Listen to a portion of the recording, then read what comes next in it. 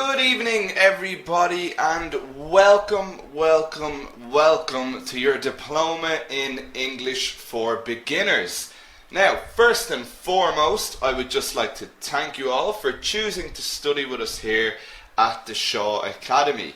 I know many of you are Premium Plus members, so this is nothing new to you, but to any of you new members, I would like to welcome you all to the Shaw Academy, and I am confident that you will love us. So guys, this is the first lesson of our diploma in English for beginners. Well, first of all, you've got your educator, me, Mark Kennelly. I am from Ireland, I'm from Dublin. I have a bachelor's in science and I am CELTA qualified.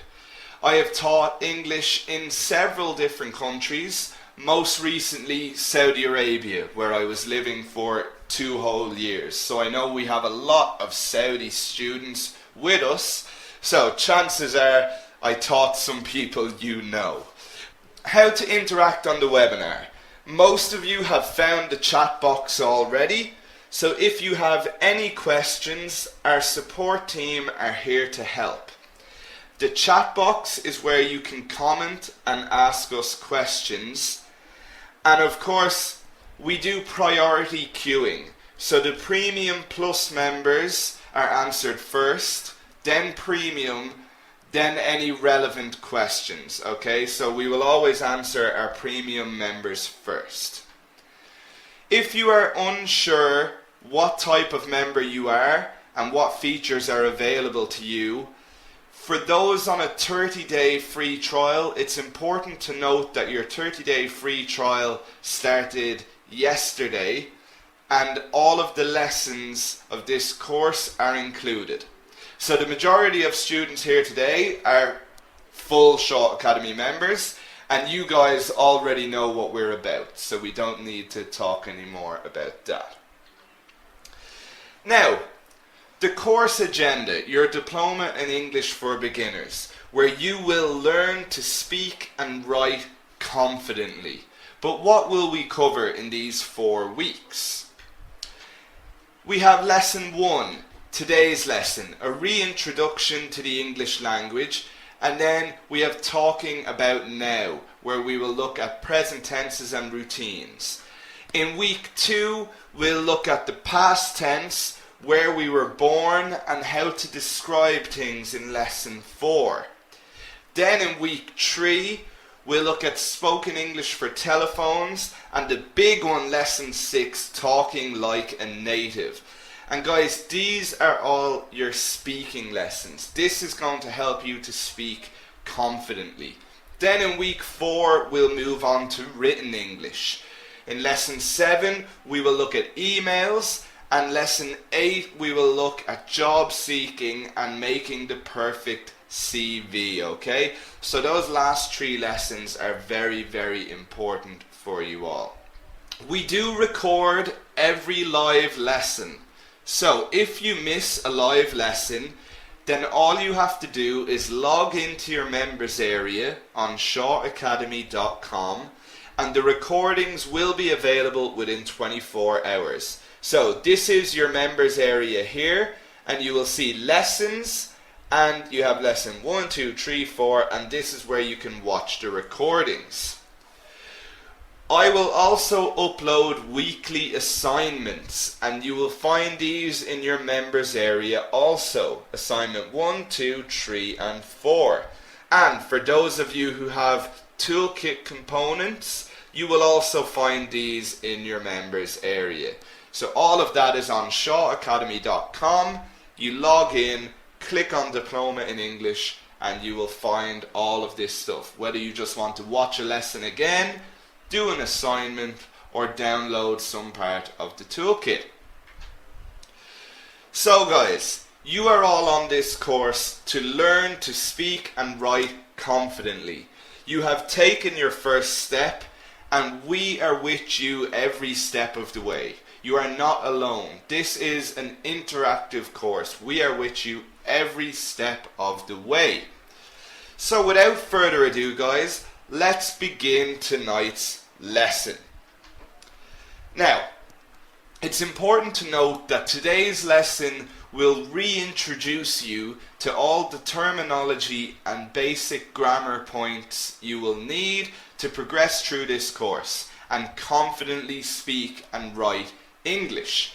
So, I will say, for some of you this may seem a little basic, but think of the first lesson as a refresher before we advance through the course and touch on more difficult topics. So, for a lot of you, this will be new material. If it is not new material, then take the chance to refresh your knowledge. Okay? So in today's lesson, you will learn about the different parts of speech. You will get a recap of the English tenses. You will explore auxiliary verbs. You will gain confidence using questions and negatives. And you will hone your spoken English, where we will look at sounding polite. Afterwards, we will have a summary, a look ahead to the next lesson, and a question and answers round. So I always leave about 10 minutes at the end to try and answer any questions that were not answered throughout the webinar. So guys, why learn English? So why are you all here? Why learn English? Well, I'm sure most of you have tried to learn English before, but you obviously weren't happy with the results if you are here now. And I just want to say, if you're not going to commit to this, then you will not succeed. Learning a language is not easy. It takes constant practice. You need to immerse yourself in it. And if you do not stick with me throughout the 4 weeks, you risk never reaching that level of fluency you desire. Okay? Most successful people in the English speaking world have mastered their field in English after building the base in their native language. So you could have any amount of degrees in your native language, but to really be successful, I think you know that you need to master it in English also. So let's have a look. Why? Why learn English? Well, let's look at some people here. Does anyone know who this man is? I'm sure lots of people recognize him. He's a very, very famous person. And it is, of course, yes. Nala says it's not Mark, is it? No, it is not me, Nala. That is not me. It is, of course, Elzbieta. It is Arnold Schwarzenegger. Okay, exactly, Bilal. Now, Arnold Schwarzenegger is, of course, a former Mr. Olympia, a film star, and the former governor of California. Now, Arnold Schwarzenegger is from Austria. His mother tongue is German. He moved to America with very little English, almost no English. But he was quoted as saying this: "To make it in business and Hollywood, I knew I had to take English lessons, speech lessons, anything to improve my chances of success." And that's what all of you are here for, okay? So, Arnold has said that being clear about why he was learning English helped him to focus on his goals. He immersed himself in the language, and he recognized that if you wanted to learn English well, he had to be surrounded by as much English as possible. He took English classes in order to be able to read newspapers and magazines, and to be able to take classes in other subjects. So he took other subjects through English. And that is what you guys need to realize. Now, what about this man here? Now, you probably will not know him, but this is Jan Koum, and he is the founder of WhatsApp. Now, WhatsApp is, of course, the most used social media platform on the planet. And this guy, Jan Koum, was the founder of it. He was born in Ukraine, and Russian is his mother tongue. He learned English just like Arnold Schwarzenegger, through immersion in the language, surrounding himself with the language, listening to it, speaking it, learning it. And a little fact about him is that he got turned down for a job in Facebook, okay? Exactly, Atyaf. The motive is important. So, these are people who realized they needed to learn English to achieve their goals. They were focused and committed to this, and all of you need to be also. But I am going to help you guys. That's the best thing. I am here to help you. So let's get started with the content of tonight's lesson, where first we are going to look at the parts of speech. So let's get back to basics and let's look at the different parts of speech. So first up we have nouns. Now, what are nouns? They are used to refer to people, places, things, or ideas. For example, a person, Roy Keane, who used to play for Ireland. Okay, you will notice a lot of Irish references throughout my webinars because, well, we're an Irish company, we are very proud to be Irish, and I am very proud to be Irish. Okay, so a person, Roy Keane, a place, Dublin, a thing, we've got a house, or an idea, happiness. These are all nouns. Brett says, go Ireland. Thank you, Brett. Now, adjectives are used to describe or modify a noun. For example, good, beautiful, Irish, my, etc. So, my house is big. Big is an adjective.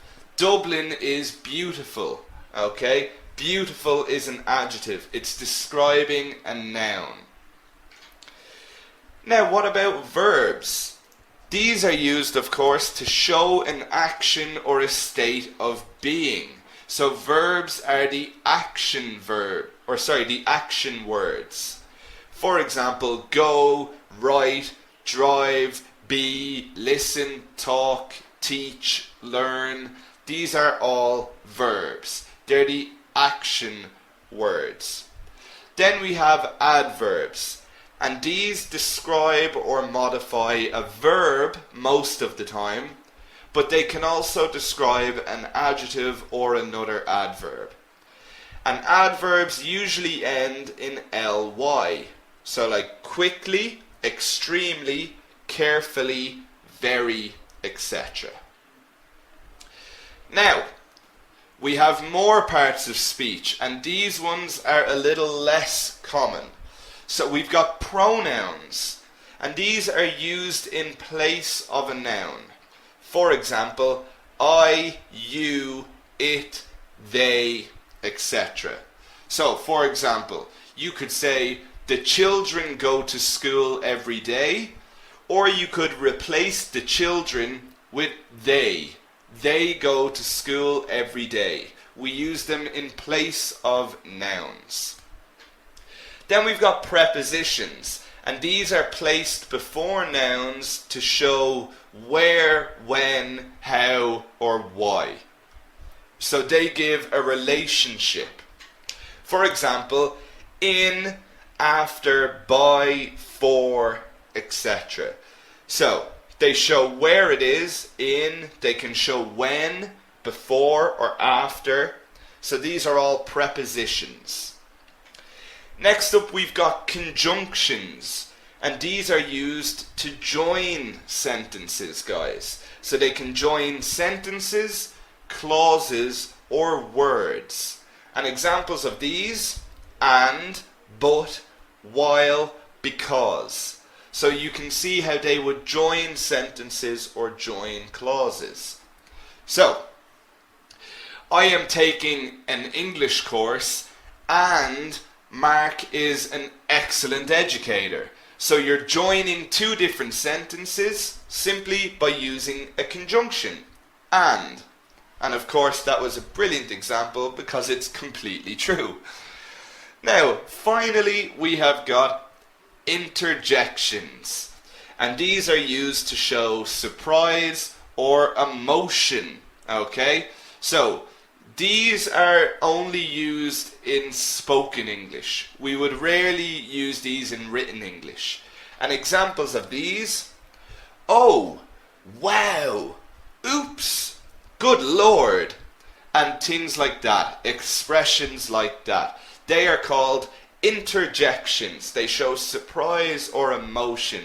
Like, wow, look at all the different countries that my students are from. Okay, it's showing surprise or it's showing emotion.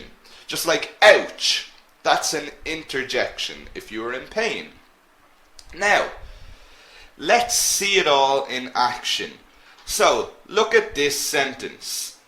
Wow, your friend speaks English fluently. Now, look at each different word in that sentence. And I want you all to think to yourself what type of word each word in that sentence is. Which part of speech is each word in that sentence? Now, we all know wow is an interjection, but let's look at the rest. We've got, wow, your friend speaks English fluently. Your is, of course, a possessive adjective. Okay, so my, your, his, her, they are what we call possessive adjectives because they are still describing the noun, which is friend. Then our action word, speaks, English, and our adverb, fluently. Okay, that ly always tells us it's an adverb. Now, a question for all of you to make sure that you're keeping up with me. So, which of the following can be both a noun and an adjective?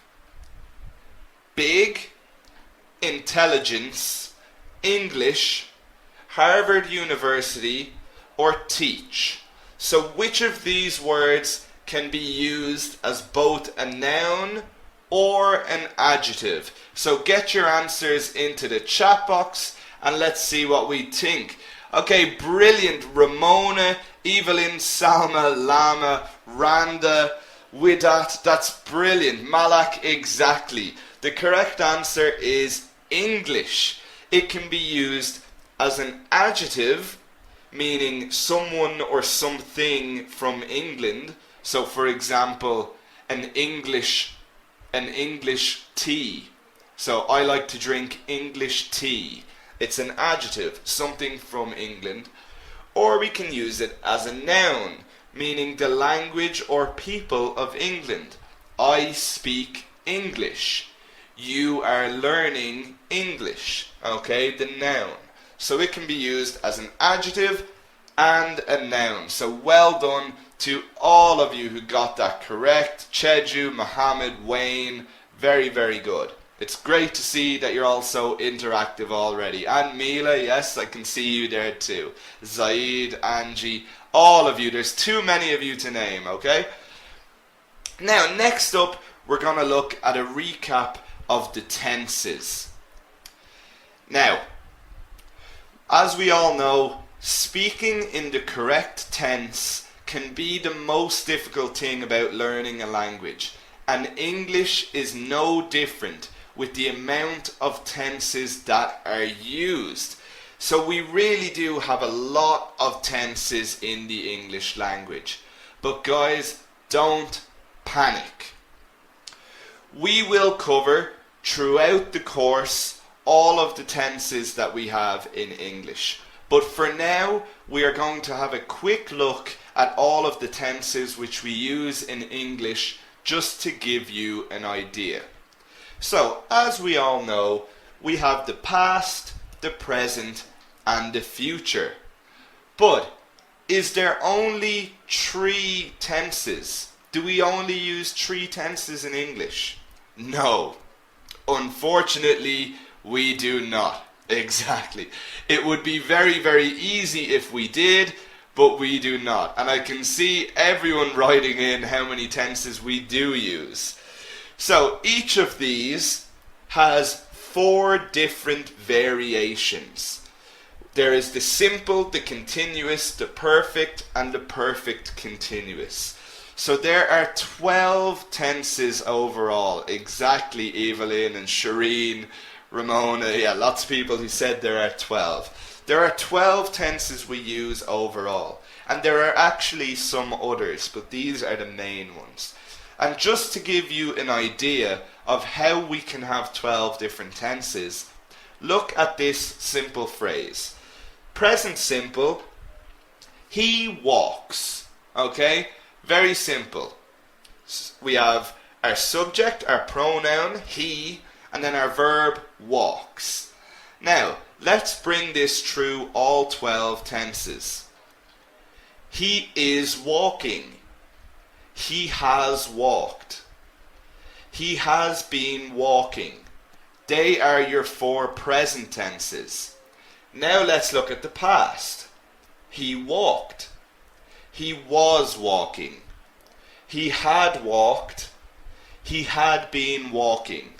And now let's look at the future. He will walk. He will be walking.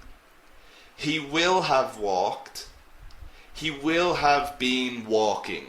So that is showing you a quick example of all 12 tenses. But like I said, guys, do not worry. We will cover most of these throughout the course. So, a lot of this might be new to all of you. Do not worry. We are going to build up and learn all of these throughout the 4 weeks. But can anyone answer this question for me? Which of the following is using a past tense? She has finished her dinner. She will have finished her dinner by 9 p.m. She has dinner every day. She had finished her dinner when the phone rang. So which of these sentences is using a past tense? Who can tell me? Brilliant work, Mahmoud, Saud, Leszek, Marian. I apologise if I'm pronouncing anyone's name wrong. Islam, James, Asma, fantastic work, guys. Randa, excellent. Ahmed, this is not an easy question, so well done to everyone who got that correct. Because the first one there is the present perfect. Number 2 is the future perfect. Number 3 is the present simple. And number 4 is the past perfect. So Mati, Amani, brilliant work. Sarah, Wafa, Tolwetlu, sorry if I pronounced your name wrong. So brilliant work, everyone. It's great to see what good a level you are all at. If you got that one wrong, don't worry, guys. That was a difficult question. By the end of these 4 weeks, you will know that answer. Now, next up, we are going to look at auxiliary verbs. So once you have your tense, then we need to know about auxiliary verbs. So let's look at this conversation. I am learning so much from Mark. Oh really? I have not started yet. Okay, now what are the auxiliary verbs being used here? There you go. I am learning so much from Mark. Or I have not started yet. Now, these are auxiliary verbs, meaning the main verb here is learn. The main verb here is start. Auxiliary verbs are helping verbs, you might know them as. So, these verbs modify other verbs in a full phrase. For example, is going, has gone, or did go. So let's look at the 3 different auxiliary verbs that we use. We have to be, to have, and to do. So let's start with the first one, to be. And this is used with the continuous tenses. So it all ties in together. When we learn about the tenses, we will learn about the auxiliary verbs. But remember, this lesson is just introducing us to all of the terminology. So, to be is used with continuous tenses. For example, the students are learning English with Mark. He was working hard last month. So we know the verb to be is am, are, is, or in the past was and were. Then we have the verb have. And this is used with perfect tenses. Okay, so for example, I've completed the exam. It has started raining. Okay, a very simple sentence that we use about the weather. It has started raining. And finally we have the auxiliary verb to do. And this is used for negatives, questions and emphasis, but only when there is no other auxiliary present. So we only use do as an auxiliary verb if it does not contain the auxiliary verb to be or to have. If there's no auxiliary verb, then we use it for negatives, questions and emphasis. For example, cats do not chase dogs. Did you learn from Mark's class? Of course you all did. What am I saying? Of course you all learned from Mark's class. He's a fantastic teacher. Or emphasis. Please stop asking, I do love you. Okay, so that's how we would use it for emphasis. Please stop asking, I do love you. Of course I do. So they are the three ways we would use the auxiliary verb do. Now, another question for you all. Which of these sentences does not contain both an action and an auxiliary verb? They have finished their dinner. They do their homework every night. They were playing football. They will be doing a test tomorrow. So, which one of these sentences is not using an auxiliary verb, guys? What do we think? And I can see Samantha straight in with the correct answer. Irma, Hayron, Mohammed, Ashjan, Akmel, Mahmoud. Brilliant. Moshera. Brilliant. Everyone. It is number 2. Very, very good. Brilliant work, all of you. So look. Number 1 we have finished. The auxiliary verb have. Number 3, were playing. We have the auxiliary verb to be. There. Then we've got be doing. That's our auxiliary verb, to be. So it is, of course, number 2, where we only have the verb do. But it's not an auxiliary, it's our action verb. Okay? So well done to everyone who got that question correct. Again, if you got it wrong, do not worry. We will learn this throughout the 4 weeks. Now, auxiliary verbs lead us nicely into our next section, negatives and questions. So, let's look at this little interaction. Do you like to play tennis? No, I don't like tennis. So, just look at how these sentences are formed. Do you like to play tennis? No, I don't like tennis. What do you like? I like soccer, of course. So, he's holding a soccer ball, so of course he likes soccer. Now, let's look a bit more into this, and we will start with negatives. So, we form a negative sentence by adding the word not after the auxiliary verb. So, after the auxiliary verb, we add not. So, once we know the auxiliary verbs, then we can work with negatives. So, we have our 3 auxiliary verbs. Let's look at each one separately. And we will start with do. Do not, which can be contracted to don't. Does not, for the third person, so he she, it is the third person, and that of course takes an S or an ES. So does not can contract to doesn't. Or we have the past tense, did not, and that contracts to didn't.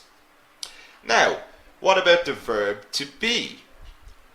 Very simple. Am not, and it's very good to point out that that cannot be contracted.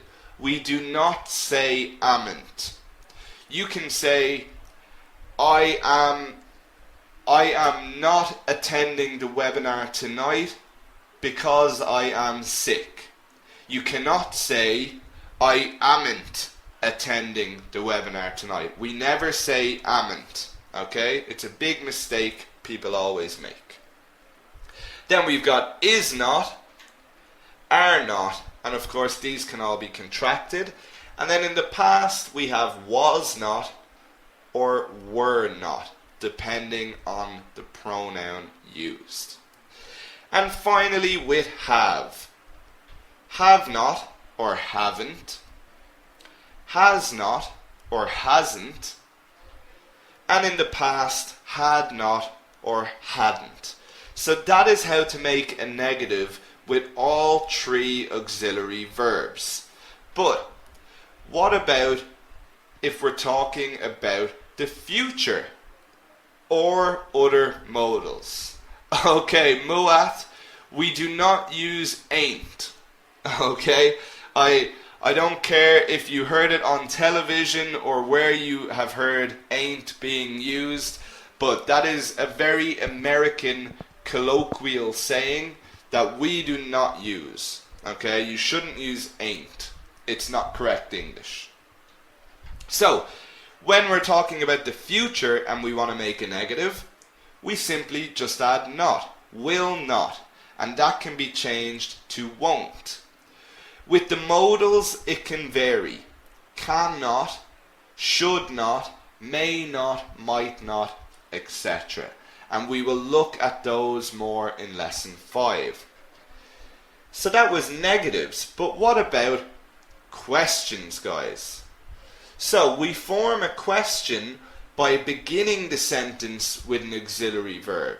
So we begin the sentence with an auxiliary verb to make it a question. And we have different types of questions. So let's look at the yes-no question first.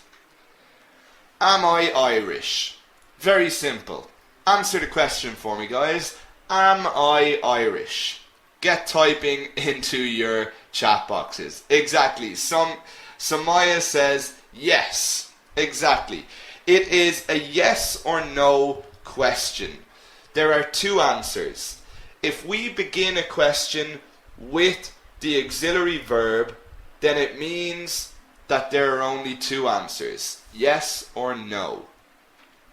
Are you Irish? No or yes. We do have some Irish students on the webinar. Is it cold outside?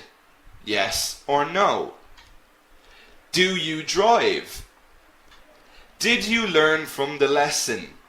Of course, yes. The answer to that can only be yes. Did you learn from the lesson? Of course you did. So these are all yes or no questions. If we begin a question with the auxiliary verb, then it is a yes or no question. The other types of questions we have are open. And open questions always begin with a question word. Now, we all know the question words. They usually begin with W. Where, when, who, what, why, which, whose. And then we've also got how much, how often, how old, etc. Okay? Now, each of these question words relates to a certain topic. If you use these words, you are asking for one specific thing. So, if I ask a question beginning with where, what is the answer going to be? What am I asking about? If I start a question with where, exactly, Ramya and Mani, everyone writing it in, I am asking about a place. So where is to do with a place. Then when is to do with time. When does the webinar start? Who is asking about a person? Who is your educator? Mark. Mark is your educator, and he's a great educator. What asks about a specific thing? Exactly, Sharif. So what is usually followed by a verb or a noun to specify the question? So for example, what age are you? What are you doing? Okay, what car do you drive? So what is asking about a specific thing. Then we've got why, which asks for a reason. Which is used when we have a choice. So, if you have a choice of 10 cars, 10 different cars, you can say, which car are you going to choose? So we use which when there's a choice. And then we use whose for a possession. So for example, whose lesson is this? It is Mark's lesson. Whose lesson is this? When you're asking about a possession. And the pronunciation of that is whose. Whose. Okay, so some people pronounce that wrong. Then we've got how. And how is the manner. How something is done. But remember that how can be followed by many adjectives. How big, how small. So how big is your house? How tall are you? How fast is your car? So if you follow how with an adjective, you can ask many different things. How much means an amount or a number. Okay? So how much or how many? It means a number or an amount. Or exactly a cost, Mahmoud. How often is a frequency? How often do you take English lessons? Twice a week. I take lessons twice a week with Shaw Academy. How often do you study English? And then how old is of course age. How old are you? I am whatever age. Okay? So let's look at some further examples. When does the train leave? That is asking about a time. When does the train leave? The train leaves at 6 p.m. Who is your favorite football team? Now, a team can of course be collected as a group of people. So we can say who. Who is your favorite football team? You could also ask that question with what. What is your favorite football team? Lots of people are saying lots of people are saying Real Madrid. Okay, it's good to see a lot of Madrid supporters. I am an Arsenal fan. Before anyone asks, I support Arsenal, and I don't want to hear any more about it for the next 4 weeks. Okay? So, who is your favorite football team? Where are you from? Okay? A simple question, and it's asking about a place. Where am I from? I am from Dublin, Ireland. Where are you all from? So why don't you guys tell me? Where are you all from? Type into your question boxes and we'll see. So we've got Mahmoud from Egypt, guys from Iraq, Sharuk, Sharif, Amira from Egypt. Wow, lots of Egyptians. We've Romania, Tunisia, Finland. I was only in Finland last month. That's excellent. Yemen, Hungary, Maldives, South Africa, Poland, Saudi Arabia. I taught there for 2 years. Nigeria, Palestine, United Arab Emirates. God, we've people from all over. Qatar, Jordan, Philippines, Iran, Dublin, Anya O'Reilly. Hello, Anya O'Reilly. Okay, so we have people from all over the world. So welcome, welcome, welcome. And a why question. Why are you learning English? So that is asking about a reason. The reason. And all of you should know why you are learning English, so you can focus on that goal. So guys, a difficult question for you all. This is not an easy question. Take a look at the following questions. Does he play football every weekend? What does he play every weekend? How often does he play football? Now, for which of these questions could we not use the following answer? He plays football every weekend. So, this is our answer. Which of these questions cannot give this answer? So what do you guys think? Which of the questions cannot give that answer?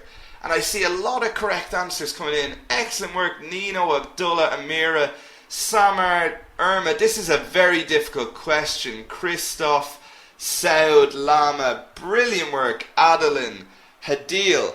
It is, of course, number 1. And what is the reason for that? Does he play football every weekend? It begins with an auxiliary verb, meaning it is a yes or no question. The answer to this question must be yes or no. Okay? So it cannot produce this answer. We could say yes, he plays football every weekend, but we cannot produce this answer. So very, very, very well done to everyone who got that correct, because that is not an easy question. Now guys, we're going to move on to the last section of today's webinar, where we are going to improve your spoken English. So it's what everyone came here for. And in today's lesson, we're going to focus on sounding polite. Okay? Answering questions and sounding polite. So, let's have a look at this. This man says, "Did you have a good day at work?" And the lady says, "No." Now, how does that sound to you? Does that sound a little rude? Did you have a good day at work? No. Exactly, Amira. It's not a polite answer. So, when we give short answers in English conversation, it can sound impolite to reply with just yes or no. So, this word here, impolite, is the opposite of polite. Okay? So polite means like nice, and impolite means rude. Okay? So in English conversation, it can sound impolite to reply with just yes or no. Now, let's look at the second lady. Did you have a good day at work? No, I didn't. So, that sounds a little better, doesn't it? It does sound a little better. So, what has lady 2 done? She has added in the auxiliary verb. So, we use auxiliaries with short answers to make them more polite. For example, yes, I did, instead of just saying yes. Yes, I did, thanks. Or a bit more conversational, yeah, I did. Okay, so that would be a bit more conversational. Yeah instead of yes. Now, can we expand on that any more? Well, let's look at lady number 3. Did you have a good day at work? No, I didn't. It was awful. I'm so glad to be finished. Now, that is very polite. She has continued on the conversation. So what has she done? She has not only added an auxiliary verb, but she has added more information. So it's even better to use more information. For example, did you have a good day at work? Yes, I did. It was great.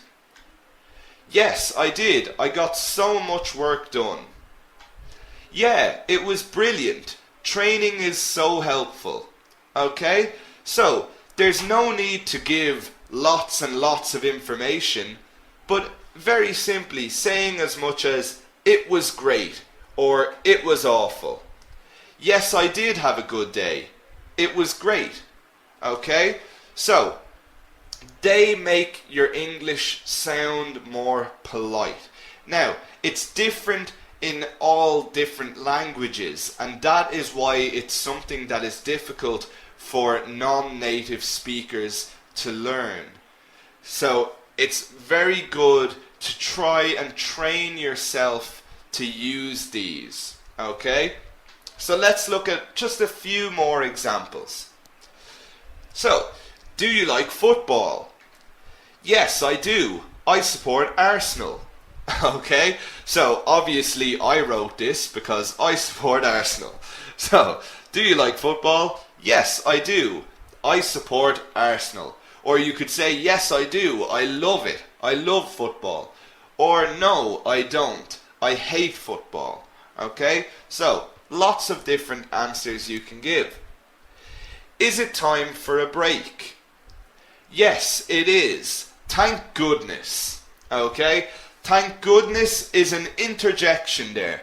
Thank goodness. It means thank the Lord. Thank God. Thank goodness. Okay? So yes, it is time for a break. Are you doing anything tonight? No, I'm not. Do you want to go for a coffee? Okay, so of course that's being very polite. That's asking someone else, do they have plans? So, are you doing anything tonight? No, I'm not. Do you want to go for a coffee? You could say, yes, I am. I'm going out to dinner with my family. Okay? So, you can of course say anything. Have you seen my mobile phone? No, I haven't. Did you lose it again? Okay, so in this case, he's keeping the conversation going. So, have you seen my mobile phone anywhere? That is a very useful phrase for everyone to learn, because I know I am always losing my mobile phone. So, no, I haven't. Did you lose it again? So they are just some examples of how to answer questions and sound polite.